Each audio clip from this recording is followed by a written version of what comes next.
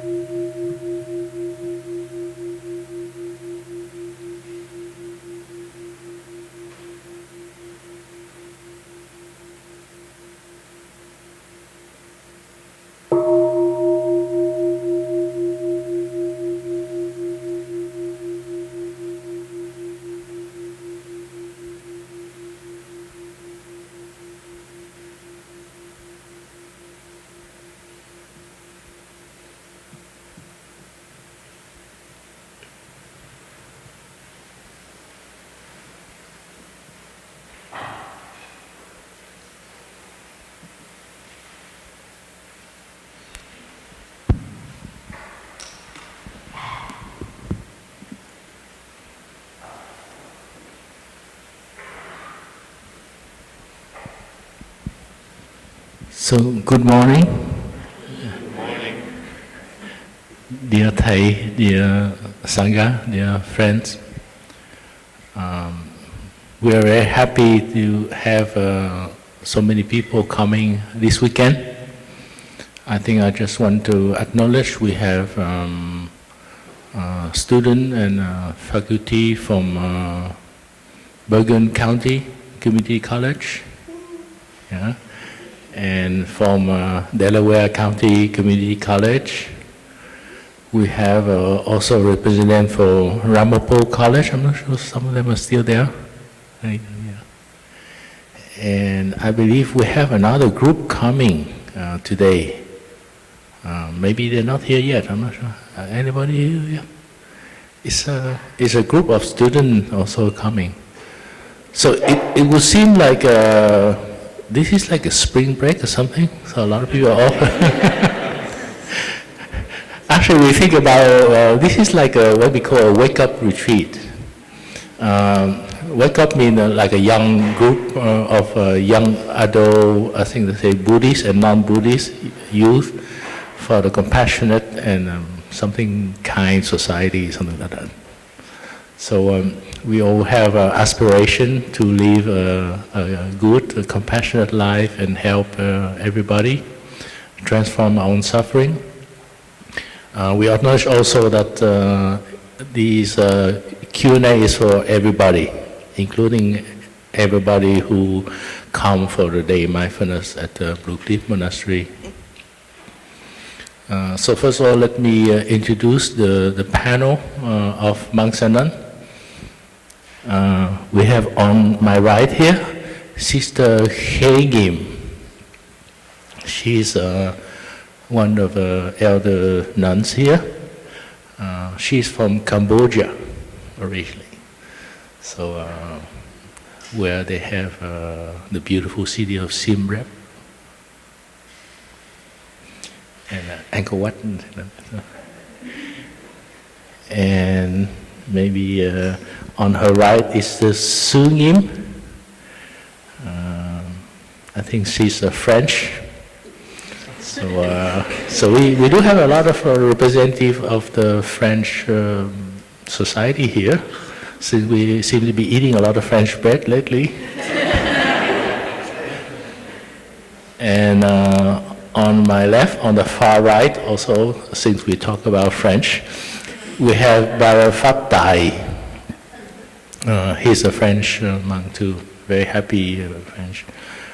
He loves to bicycle, just like Jacques Anquetil.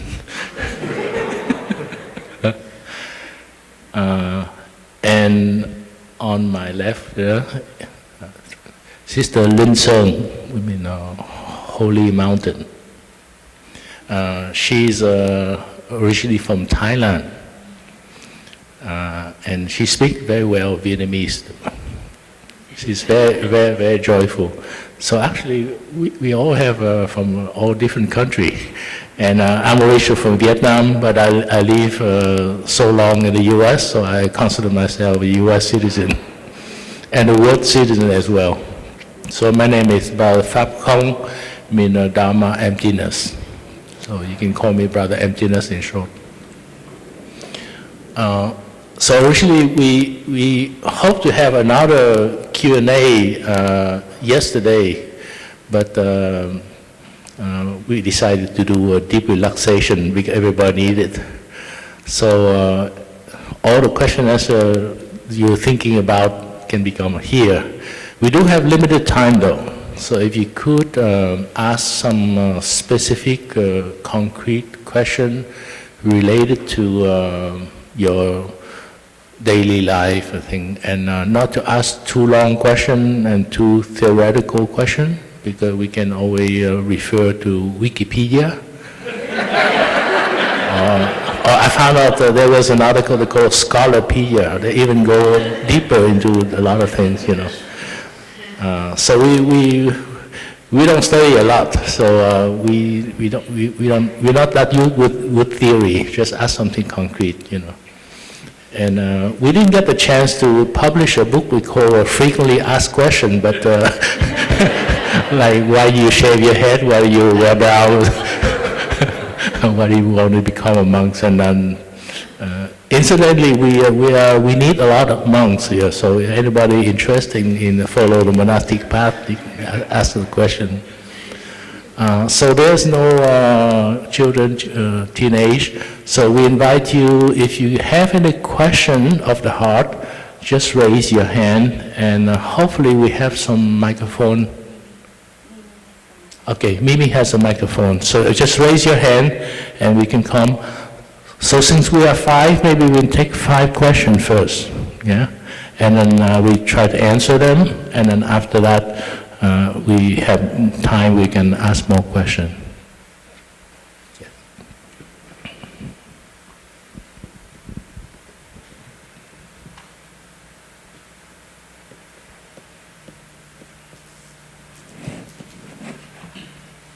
Why is it so important to keep your spine straight during meditation?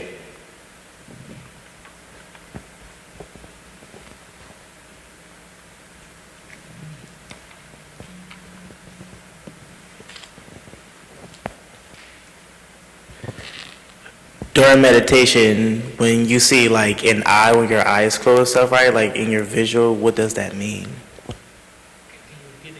Like when I was meditating, there's like an eye that I saw, it looked at me and I saw like a rugged face with it, but it's like I was more focused on the eye.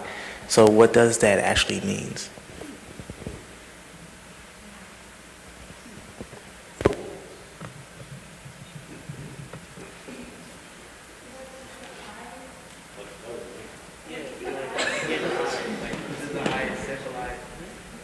Is it like the image in your mind, or?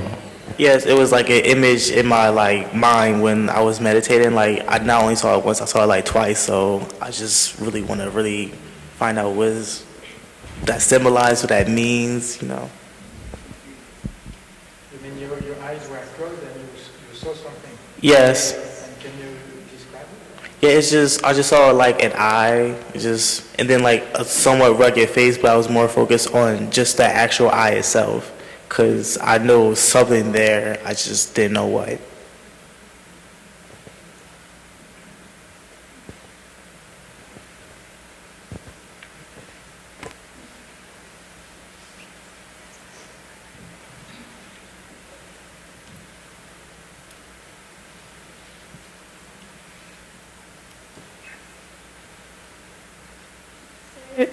how to stop overthinking of negative thoughts. Stop you- overthinking. Stop overeating. Overthinking.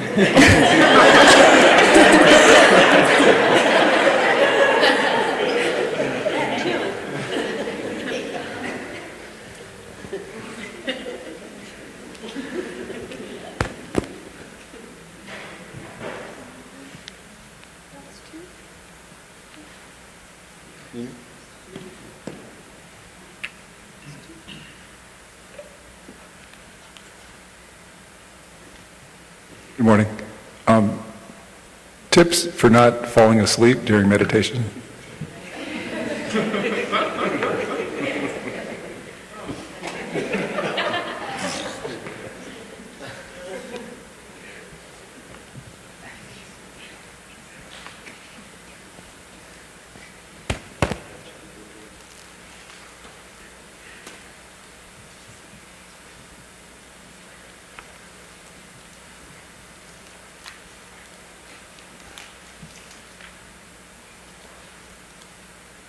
Good morning.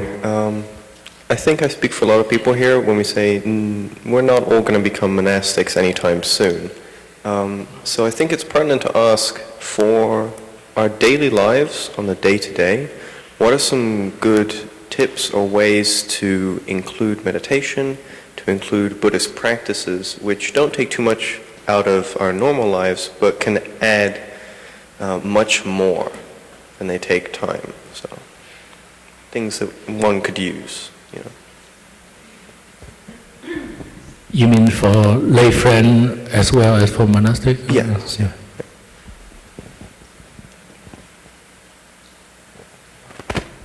So we have 5 questions now, but I think there's a lady who's been raising hand. Maybe we can take 6 questions, and that's it for the moment.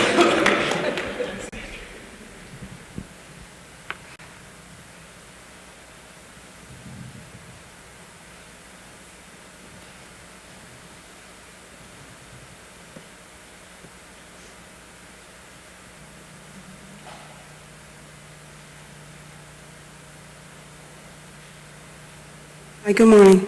Is fasting a part of meditation and mindfulness? Fasting.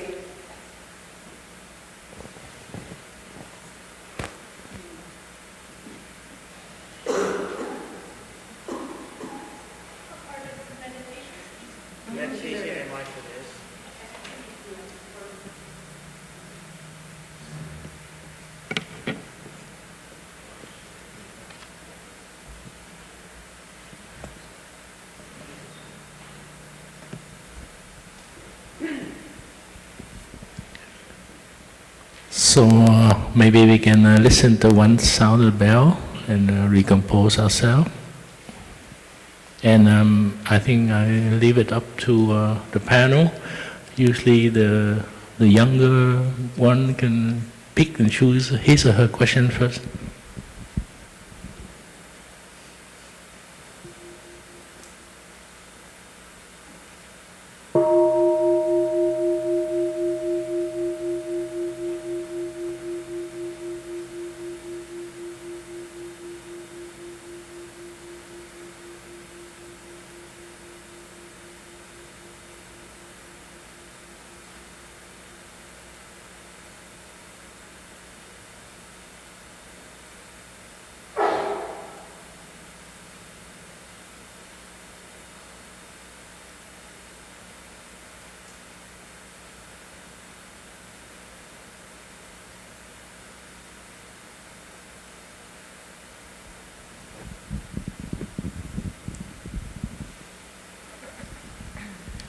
Dear Thai, dear Sangha,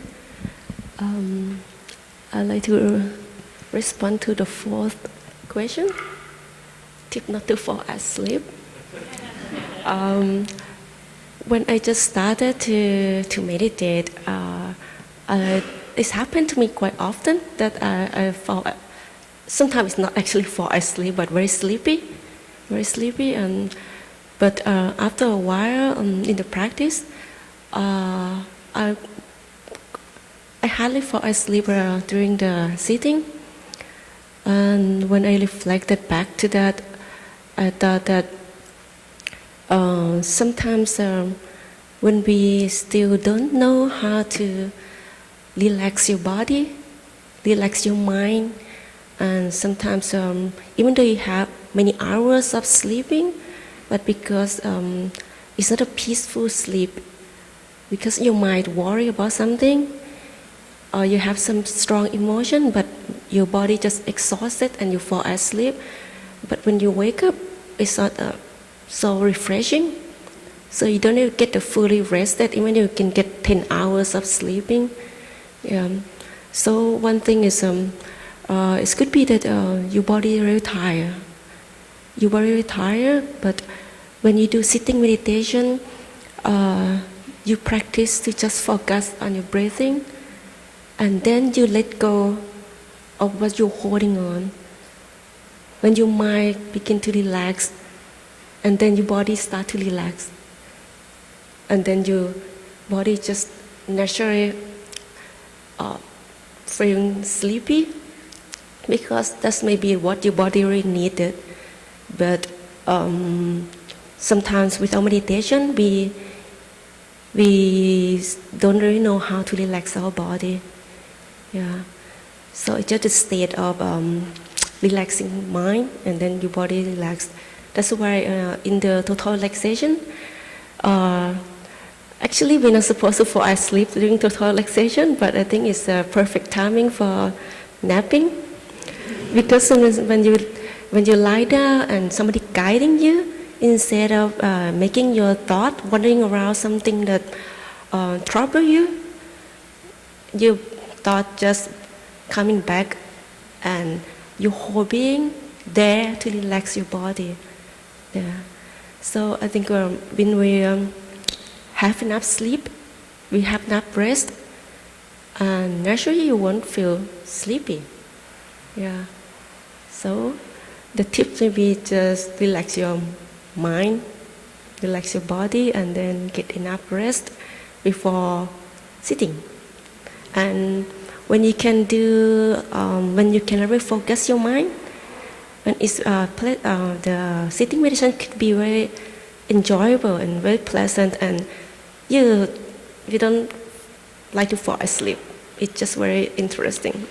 Yeah, and I really enjoy sitting. I think that's helped. Thank you.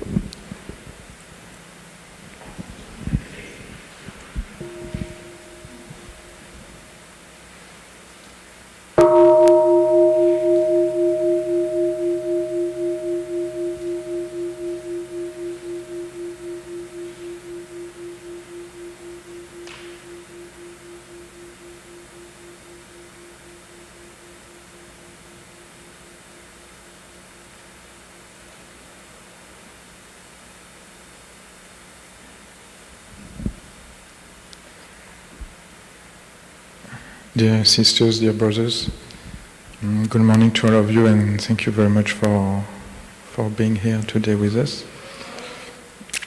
So usually in our traditions, we start answering the question from the youngest to the eldest, monks or nuns. So I'm the second youngest here, and then we leave the most difficult question for those who are most experimented in the practice. First of all, I'd like to say that all the speakers are directed towards you. So when you ask questions, we don't hear anything. That's why we keep asking you to repeat. We are really sorry for that. And please be compassionate with us if we don't answer the right question. Usually we don't really answer questions, we just share anything we want to share in the moment. And I felt pretty inspired by the third question, which is written, how do you stop overthinking or having negative thoughts? But I guess the question was like, how do you stop constant thinking or something like that, like thinking all the time. and it's very exhausting. So,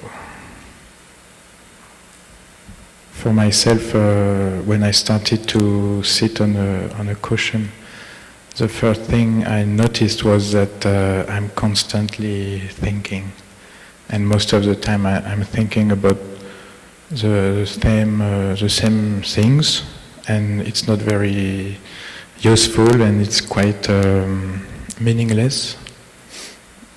It's a kind of rumination. It's like always the same stuff coming back again and again. So I guess this is one of the first thing we notice when we try to take time to really stop. And at the beginning it's kind of scary, like what am I gonna do with this? There's no way for me to rest. And many times we hear the great masters, they tell us the key is to stop the thinking. So then it brings some kind of tension in us, like, okay, I really have to stop thinking, but then it's kind of like you become tense and you struggle a lot, like thinking, what I'm not doing this right because I keep thinking and stuff like this. So, but in fact, yes, they tell us, okay, stop the thinking, but they don't tell us to stop the thoughts coming.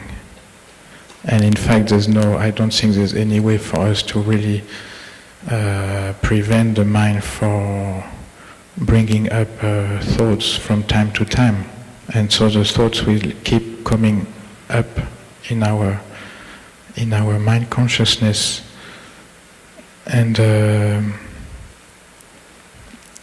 the thing is that we can do something there is to not start feeding the one thought and make it become like endless stories.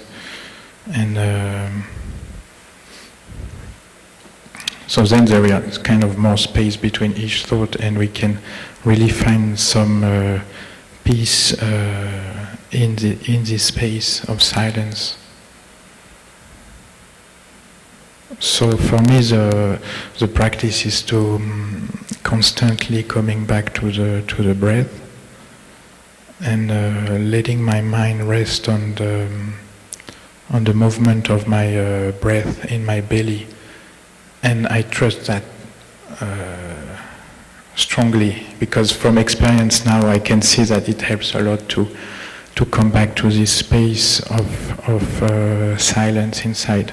So the thought keep coming again and again, but it's kind of taking a step back and look at them from another place, and it's not like you are not so much identified to the thinking process. And there is some thought that I know that they are going to lead me towards some kind of suffering. So if I can get it before making it like a whole movie that will brings me down, and that's all I have to do is to really be there with the mindfulness to catch the first thought as soon as it pops up, and just come back to the breath and stay in that space. There is this image I really like that our teacher gave us. It took the example of a bee who saw a flower. And so as soon as the bee saw the flower, it's like, we call it the one thought, like the one pointed thought. And then the bee goes to the flower and start, you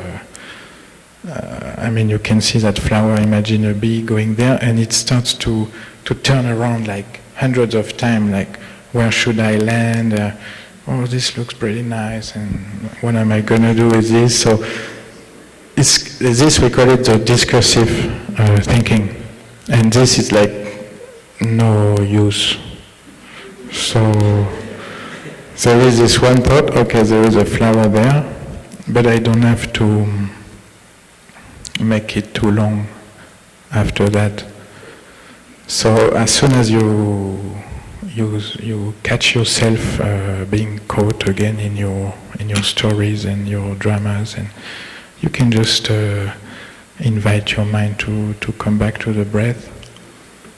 And for me, what was really helpful at the beginning was walking meditation, like walking outside and really focus on the steps and the breath, and slowly opening the awareness to everything that is, and I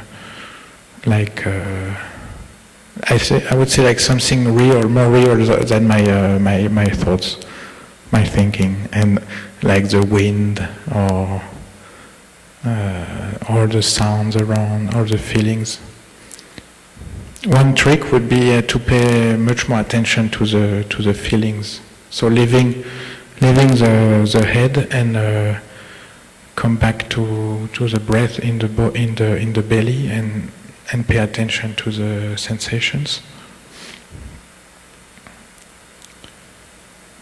Anyway, I'm talking too much again. For me not to fall asleep before sitting, I drink coffee. Well, I won't recommend that to everybody, but it helps me a lot in the morning. And also another thing I find it very useful and maybe more healthy is to just warm up the body through very simple exercising. So just before going to sit on your cushion, you can take like 2, 3, 4, 5 minutes to let the blood circulate. And we talk about the chi, make it a flow all over the body, and I think it helps a lot not to fall asleep for 45 minutes. Okay. Each time I get this mic, it's hard for me to let it go. Thank you very much.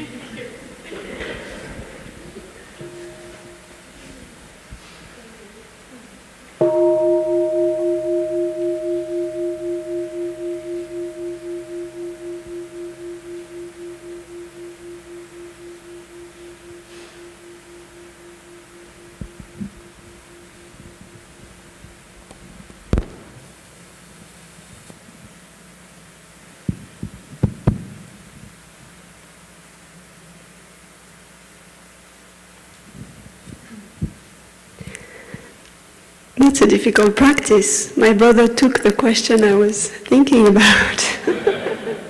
It's always like that. And that's why it's so nice, because we have to improvise question and answers. So thank you, brother, for taking my question. Thank you for being here, all of you, and thank you for your questions. Very inspiring questions. To continue the answer of Brother Phap, I would like to try to reflect about the image of an eye during meditation. In the tradition, we say that meditation is composed of 2 elements, stopping and looking deeply. So our brother talked about stopping and relaxing. For me, it's not so much about stopping the thinking, but more to make them circulate into my body and into my mind. And our brother touched a little bit about that. It's very important not to fight, not to resist, otherwise we are creating even more tensions and thoughts. So it's a lot about welcoming them with compassion and let them go. But there is nothing to resist about. It's okay to have thoughts. It's perfectly fine. But we don't hold. So it's all about, actually it's the opposite of holding. It's letting go. Letting them come and letting them go. For me, I see it like that more. because it's very important to be compassionate with our thoughts. If we start to create a war inside, it's not very good practice, very important. And important aspect of the practice of meditation is looking deeply. So maybe this eye is coming to help you, I don't know. It's also maybe interesting to look at this eye because sometimes an image can manifest in sitting meditation, and it's like that. It's like a thought or a feeling or whatever. But let's be careful not to grasp it, because it's coming. We can also let it go, let it pass. And maybe it will come back and we can let it go. If we have the tendency to grasp, maybe we will be caught in it and trying to have it again and like to be attached to it.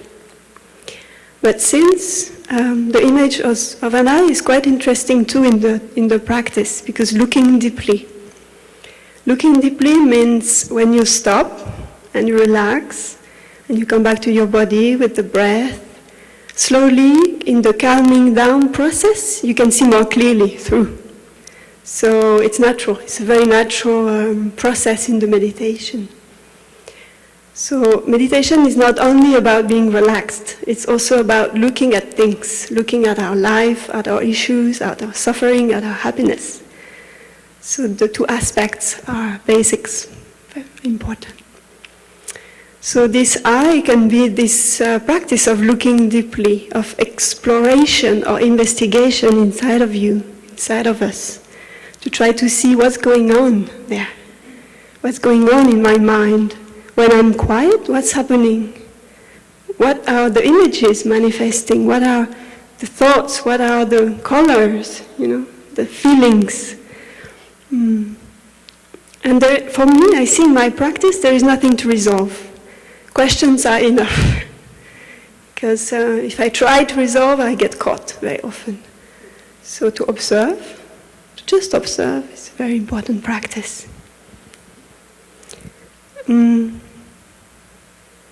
Personally, I like images in my practice. I like to welcome them and to often ask them, why? What do you want to teach me?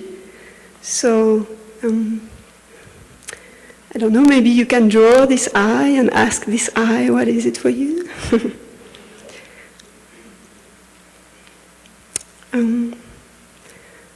Also, in our practice, we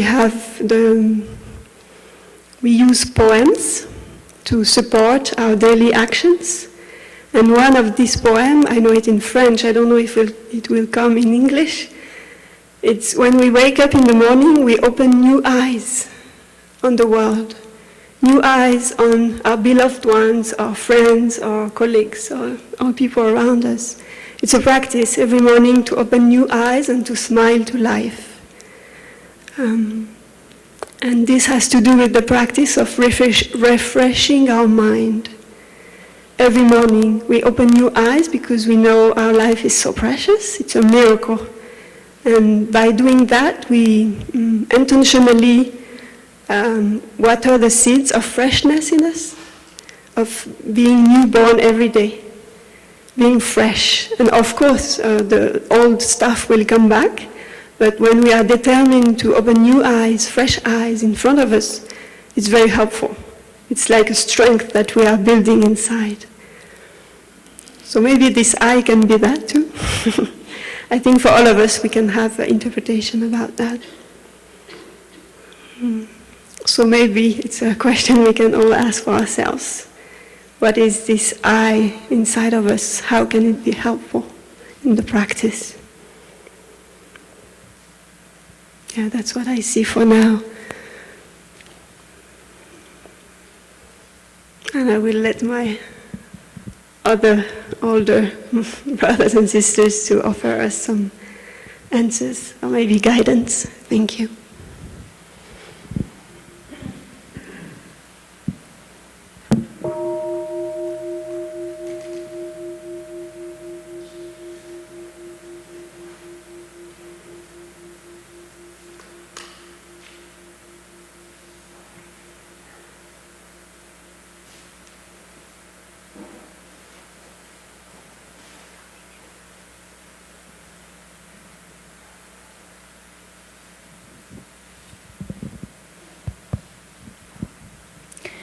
So, dear Thai, dear community, I'm going to share a little bit number 5.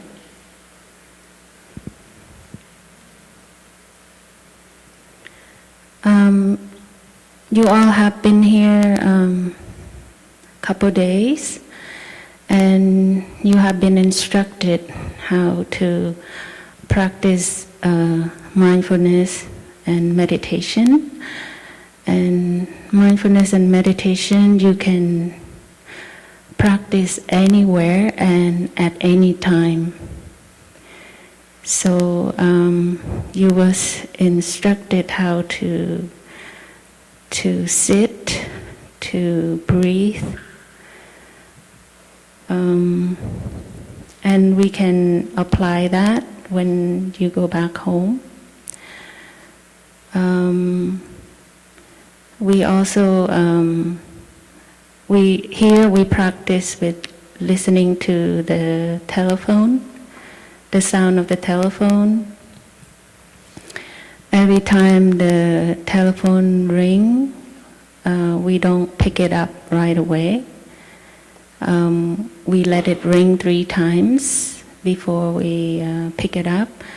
And the reason that each ring we can practice mindful breathing 3 times with each ring, and 3 ring we get to practice 9 times.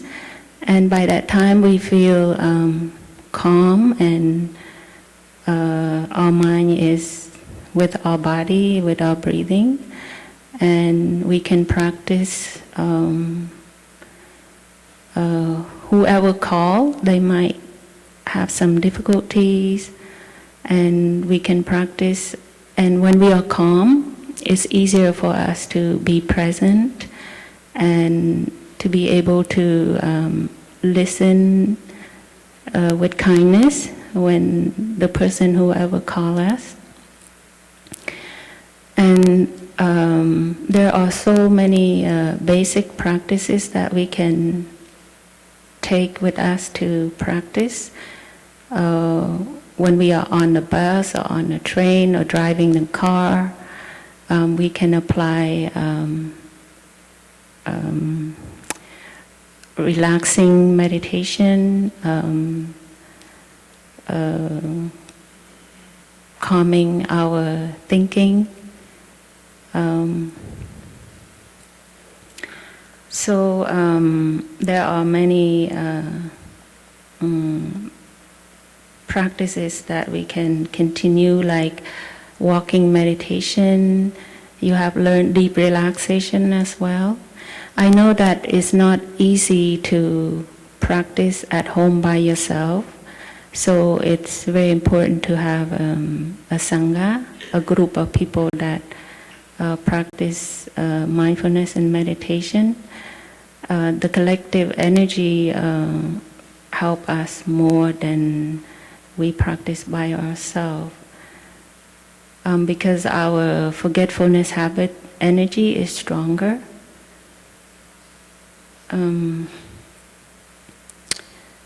About why do we keep our spine straight? For me, when I keep my spinal column upright but not rigid, I feel I can breathe easier, and I feel more stable. I feel more solid and balanced in my body. I notice if I sit on a couch or lean my back on a chair, my back reacts right away. I have backache, or when I sit on a couch, I cannot breathe freely, smoothly. So everywhere I sit, I try to remind myself to keep my spine upright and relaxed. That way I can stabilize myself. Thank you for listening.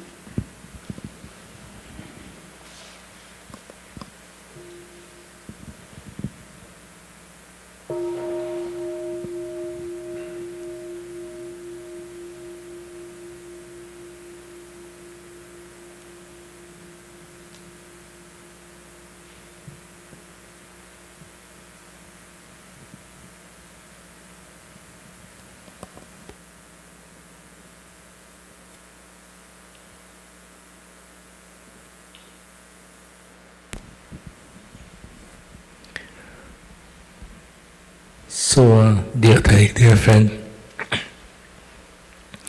I think almost every question has been answered except the one on fasting. And I think first of all, I want to add a bit more, like when we try to sit meditation, and often we feel sleepy or something. Usually, if this happens, I try to keep my eye open.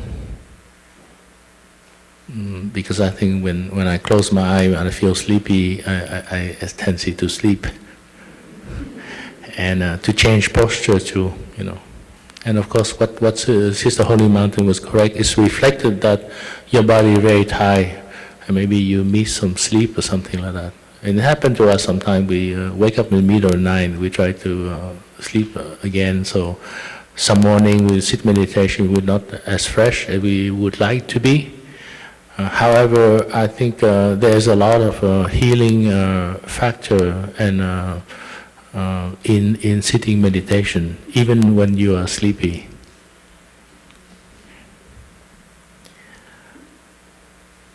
And what concerning overthinking, probably the best way we can do is what we have done all weekend. If we focus on one action in everything we do, we put 100% in everything we do, so we don't have time to think about other things, because we focus on the sole of our feet touching the earth. We focus on every chew, bite that we eat, and we focus on the dishes when we washing the dishes and everything like that. And it's just a habit forming when we do it. And if other people around it can remind us to do such a thing, after a while it becomes a good habit energy. So that way we don't have tendency to think too long. I think Brother Phap mentioned about that, the mere recognition. Just don't add a lot of wagon to the train of thought. You just start like a locomotive, and you add wagon after wagon. So after some more you have to cut that train of thought and start recognize what is in front of you, like this orchid or something like that. You know.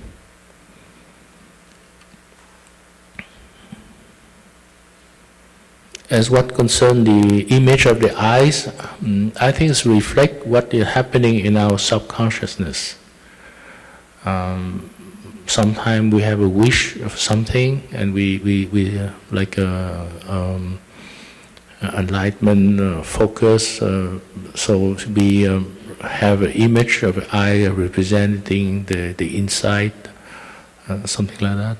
I think it's good to recognize, say when you close your eyes, sometimes when you sit meditation, a lot of image can come up sometime.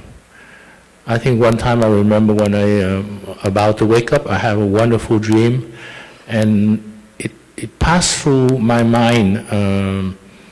It's like a documentary of one of the most beautiful panoramic image of the earth.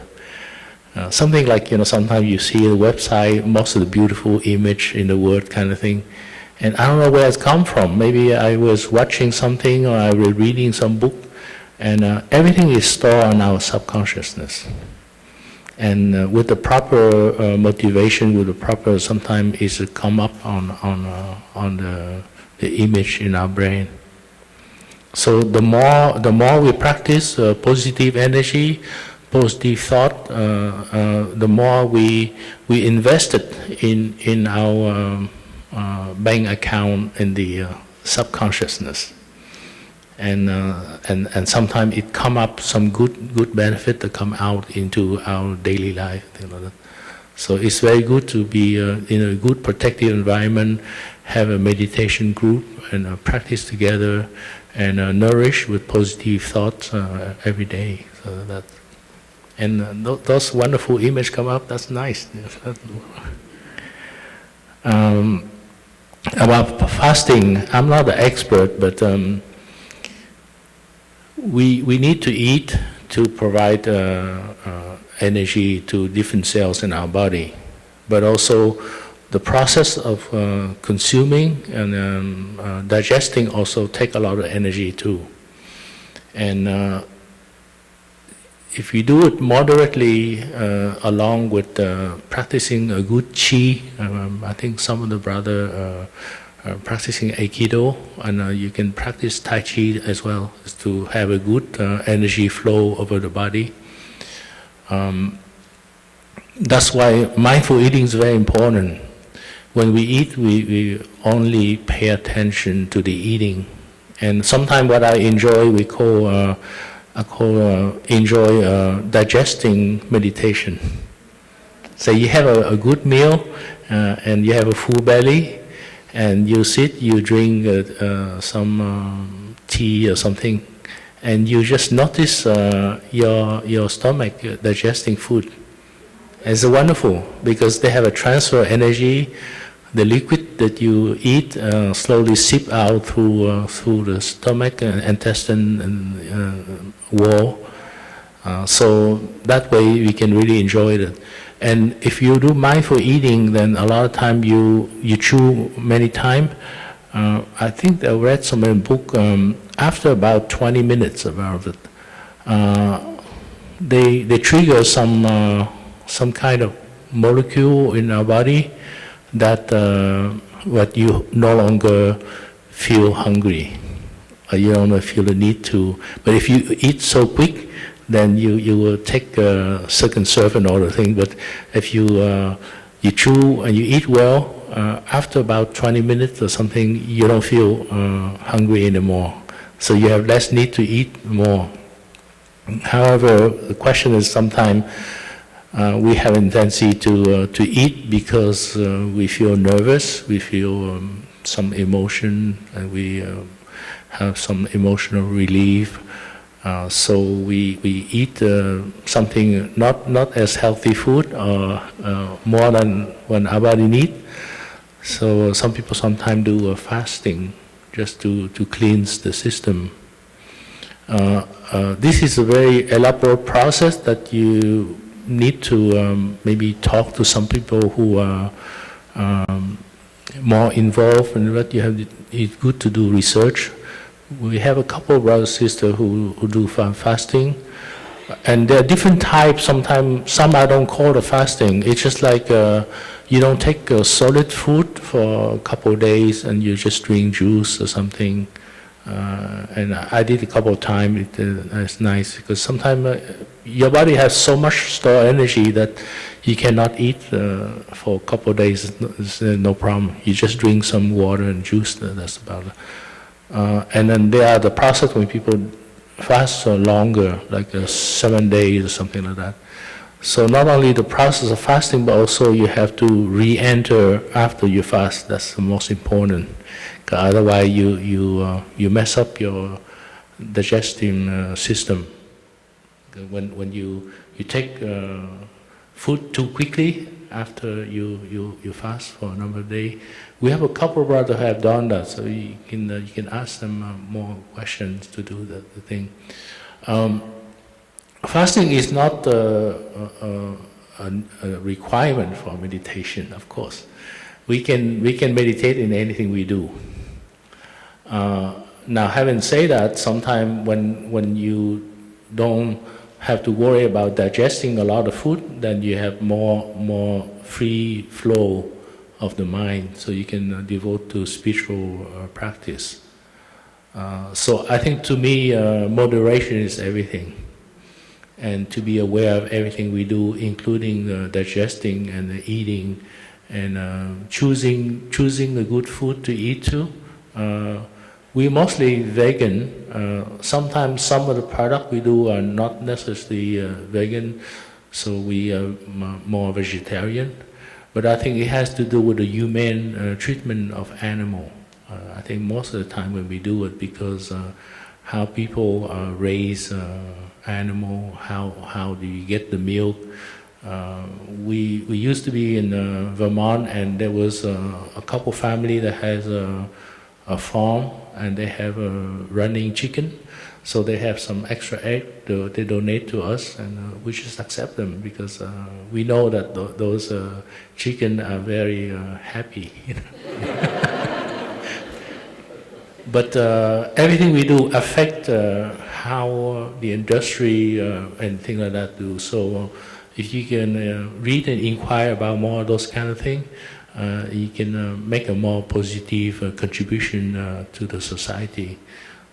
I think if everybody in this room become vegetarian, that's a lot of improvement already. I know because I lived for 40 years here, 41 years, and when I came to the US, it's very hard to find a vegetarian product in a supermarket or even find a restaurant. And over the year, people demand more of this product. So you come industry, you come to the supermarket, you see a section when they sell vegan, vegetarian food. So we can make an impact on society because of that. I'm aware of the time. I think maybe we have a walk at 11, yeah?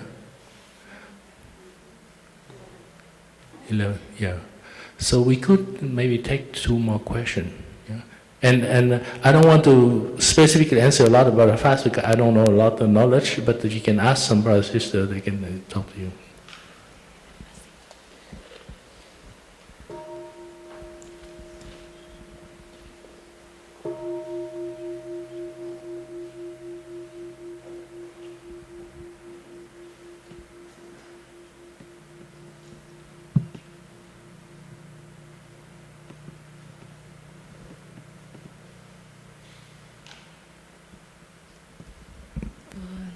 Dear Sangha, I'd like to add a little bit more about fasting because I enjoy fasting, which is quite a shock to my roommate because I enjoy eating.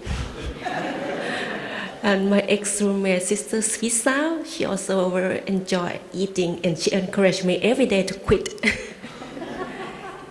She always said, it's okay, you know, you're not too bad, but it's enjoyable. It might not be a requirement for meditation, but for me, I did several types of fasting, but the one I like is just liquid, like water or just lemonade, which is no solid, just clear liquid. What I feel like is like a resetting your body. And when you're not eating, you gain extra good 2 hours for your life to do something else. Seriously, you spend that much time in eating, and also you gain a lot of energy. Your body doesn't waste energy to pull down and to be pulled to energize your digestive system, which is take a lot of energy. You will have a lot of energy, and you feel very alive. Not like drowsy or sleepy all the time. I feel I was so full of energy. I have to find something to do. I can't just sit still. Yeah, I can do gardening all day while fasting. And also it's because the blood is circulating well into your body and your mind is really clear. You can really be aware of what's happening, how you feel, and especially if you used to rely on food to cover up your suffering or whatever emotion you have, you can see your agitation. You can see yourself clearer because you have nothing to cover.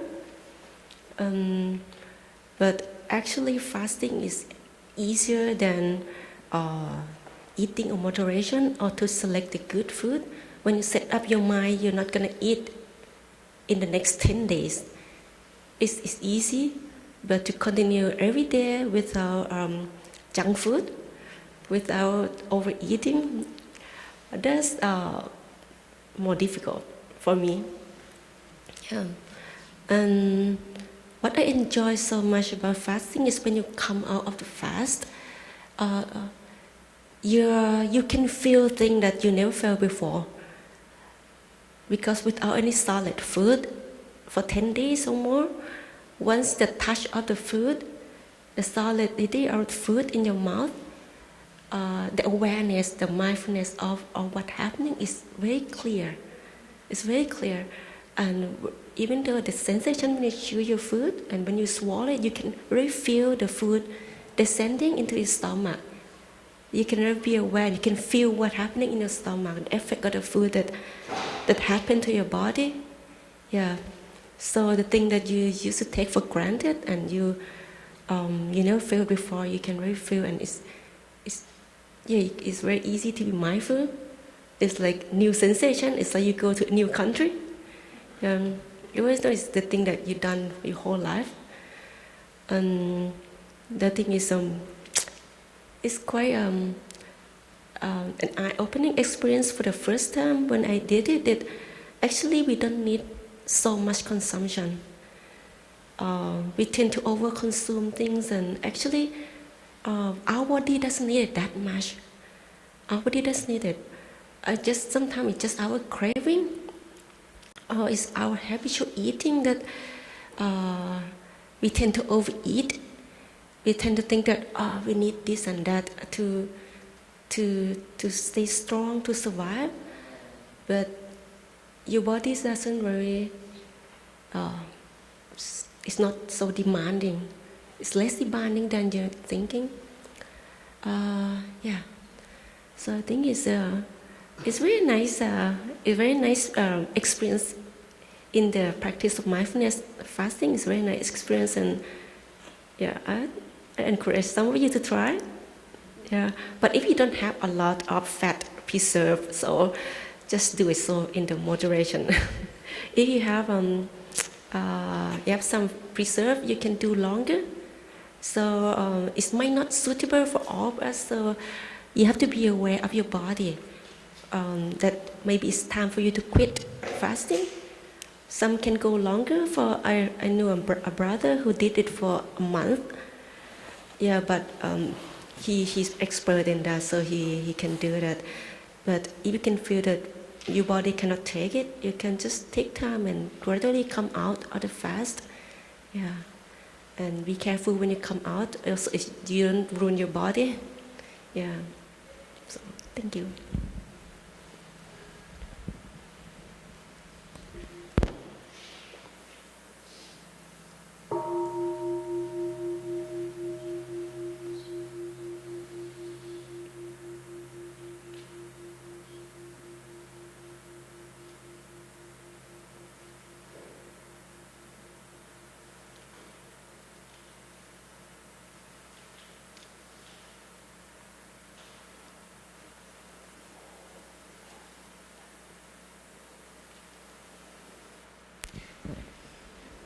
So, dear Thai friends, maybe we have time for 2 more questions.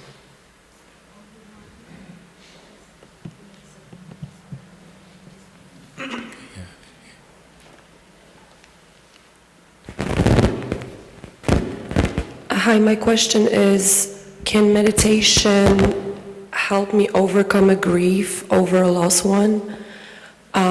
Over the loss of the loved one, and if so, how can I meditate, or how should I be directing my thoughts during meditation to achieve it?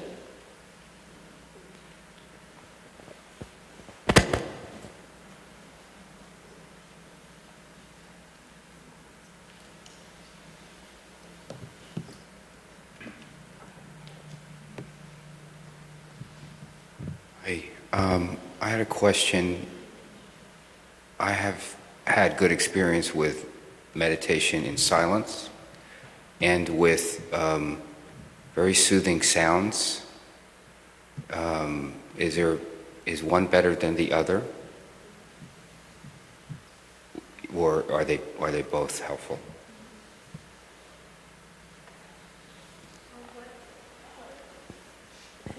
Meditating in sound versus silence.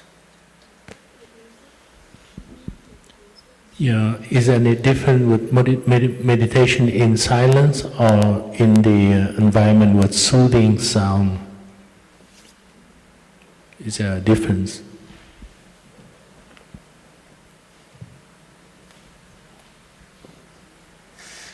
So is open. Anybody feel like answering those questions?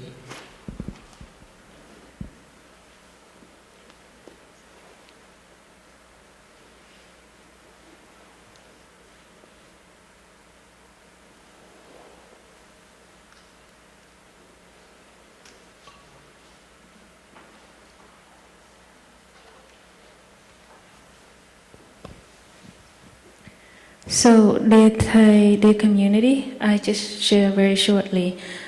Number 7, meditation and mindfulness is for healing and transformation, to recognize our suffering and to heal and transform our suffering. So we can invest some time to learn or to take root in the basic practices like mindful breathing, so you can discipline yourself to practice sitting meditation, walking meditation, deep relaxation.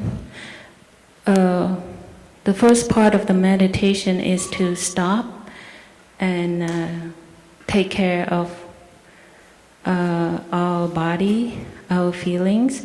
So there's a sutra on the 16 exercises of mindful breathing, and that sutra takes care of your body, to release tensions and pain in your body. And then there are exercises to take care of your feelings, your painful feelings, calming your painful feelings, and so on, and your mind and your thinking. So if you can take time to learn that sutra. So the teaching of mindfulness and meditation from the Buddha and from our teacher, there are so many methods and tools for us to take time to really study and apply those methods or practices that can help you have more peace and healing and transformation. So that is my recommendation. About the silence and sound, for me, I enjoy both. So I would like for other brother and sister to answer the rest. Thank you.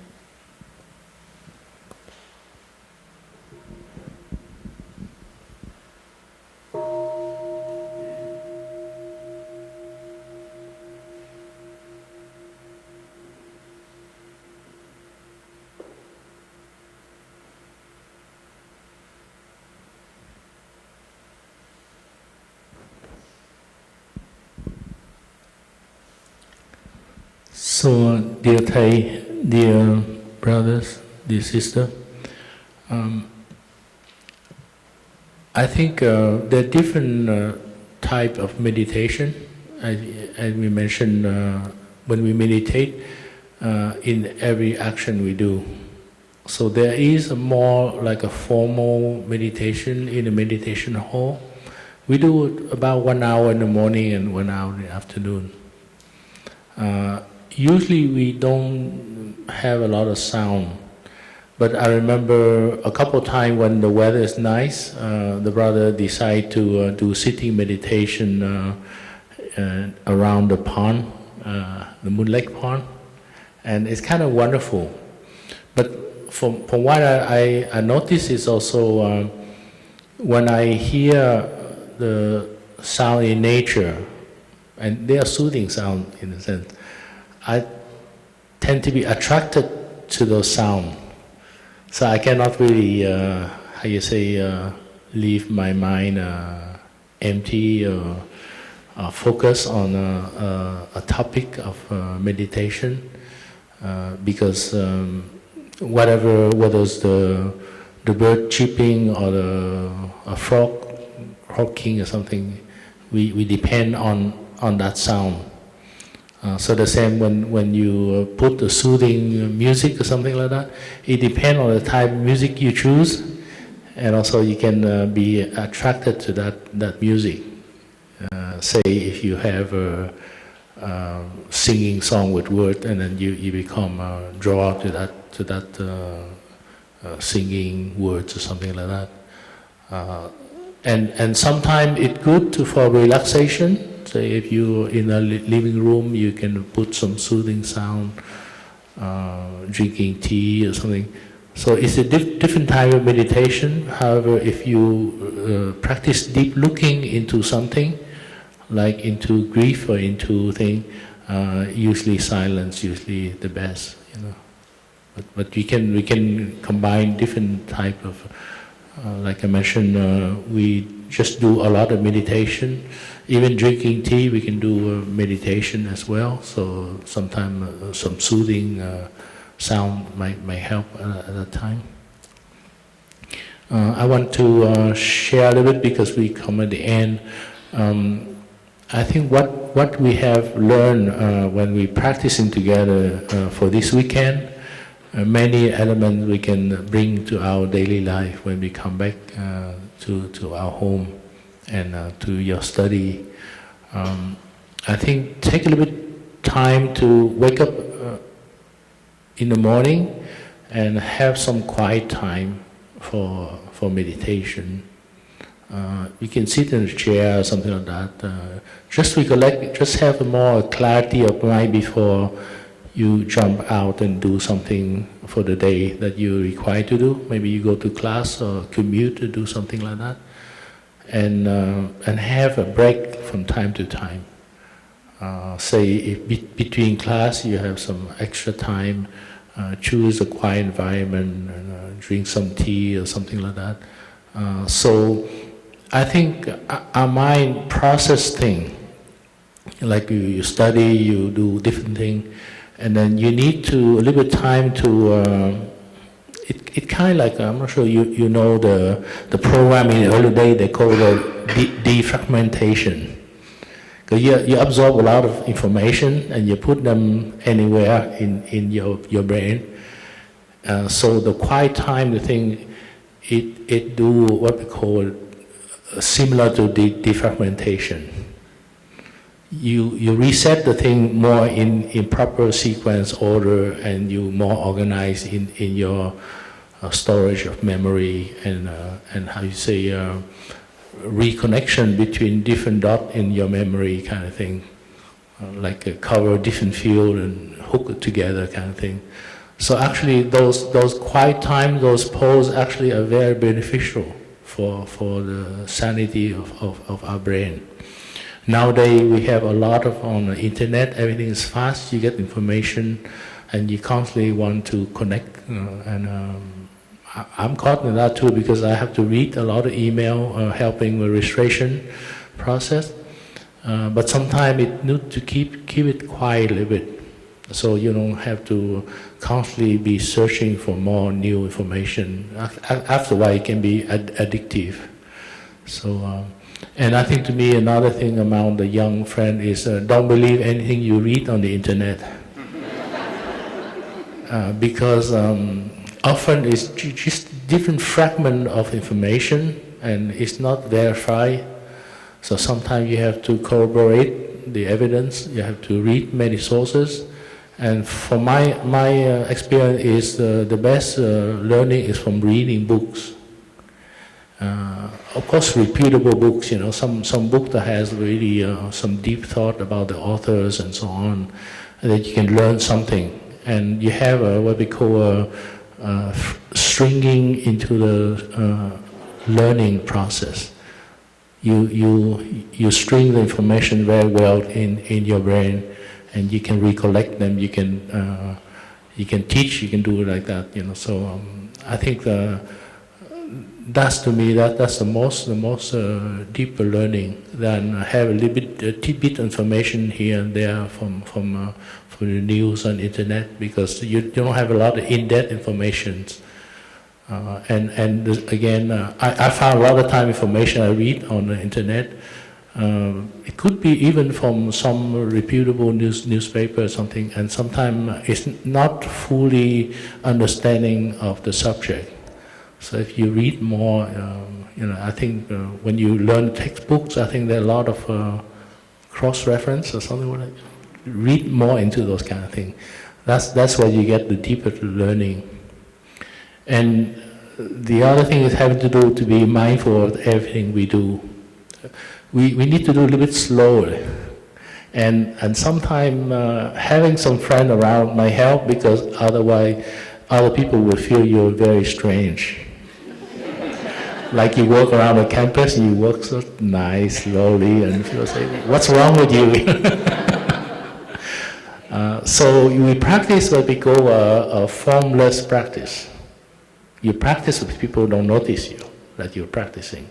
Like don't try to show off or go, "Oh, I learned my best walking meditation here. I walk slowly," and you feel proud or something, and people notice you like a sore thumb, kind of thing, But I think you can disguise to do something like that. I remember I was walking in the bank, and then I decided to do mindful eating. So I don't want to talk when I eat and so on. So I kind of choose a table in a corner, and usually I pick up a newspaper. I love to do a crossword puzzle. So sometimes I get my sandwich, I sit there, and I open the newspaper like I was doing crossword puzzle. And sometimes I don't do it. But then people know that I'm concentrating on something, they don't disturb me. So I don't, so like say, if I sit around the corner, I sit meditate, people will notice you. And sometimes you say, "What are you trying to do, meditate?" Kind of thing like that. But if you see the crossword puzzle, people will just leave you alone. So that's one of the disguise. You can do something to practice, and people don't notice you, and then you can have more peace and quiet, thing like that. So if you need to do some activity, try to do less activity, but also to have a pause from time to time to reflect on what we're learning. And sometimes we avoid making mistake. Often we rush, we make a mistake, we have to go back and correct this mistake. Like a communication, you have miscommunication, you have to re-explain what you meant to say when you do that kind of thing. So I think time is limited. I really thank you very much for your contribution to the practice for this weekend, and also we wish you very best. And you know the place, so any weekend, anything you're free, you can also come as an individual, as a small group. I think that's fine. We just open practically. We have a few time we need to close because we have to go out to open retreat somewhere else for about a week or something. We come back and we reopen again. And for the young friend, I think we have a wake-up retreat. I don't recall the time. I think it's around June, I think, right, Jean? So you can check on the Blue Cliff Monastery website. 14th to the 18th of June. So you can come and meet more young friends and not so young friends as well.